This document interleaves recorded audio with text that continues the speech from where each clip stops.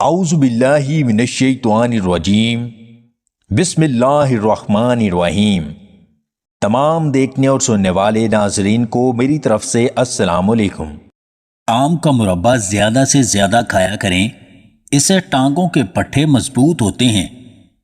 اگر آپ اپنے آپ کو ہمیشہ جوان رکھنا چاہتے ہیں تو روزانہ کم از کم 3 کھجوریں لازمی کھائیں اور رات سونے سے پہلے پاؤں کے تلووں کی تیل سے مالش کریں۔ جن کا حمل بار بار گرتا ہو وہ جامن کی گٹلی کا سفوف بنا لیں اور 1 ماہ تک رات کو دودھ کے ساتھ کھائیں۔ کدو کھانے سے چہرے پر دانے نہیں نکلتے اور جلد نرم و ملائم رہتی ہے۔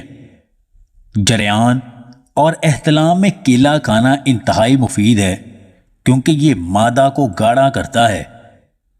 پکا ہوا لسوڑا ہونٹوں پر آہستہ آہستہ مسلنے سے ہونٹوں کا کالا پن ختم ہو جاتا ہے۔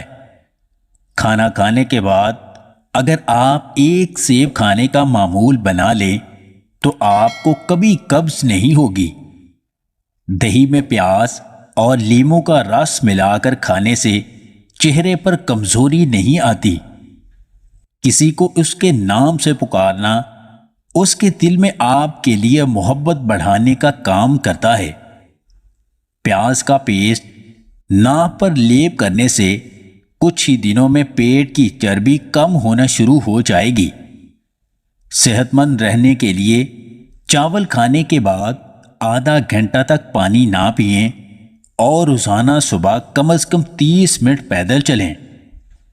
جامن کا پھل مثانے کی گرمی اور پتھری کو ختم کرنے کے لیے بہت مفید ہے۔ ادرک اور پیاز کھانے سے خون کی شریانیں صاف ہو جایا کرتی ہیں جس سے مختلف بیماریوں سے بچا جا سکتا ہے۔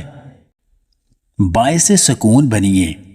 ارادتاً کسی کو تکلیف پہنچانے والے ہمیشہ بے سکون رہتے ہیں، پھر بھلے دنیا کی ہر چیز حاصل ہو جائے۔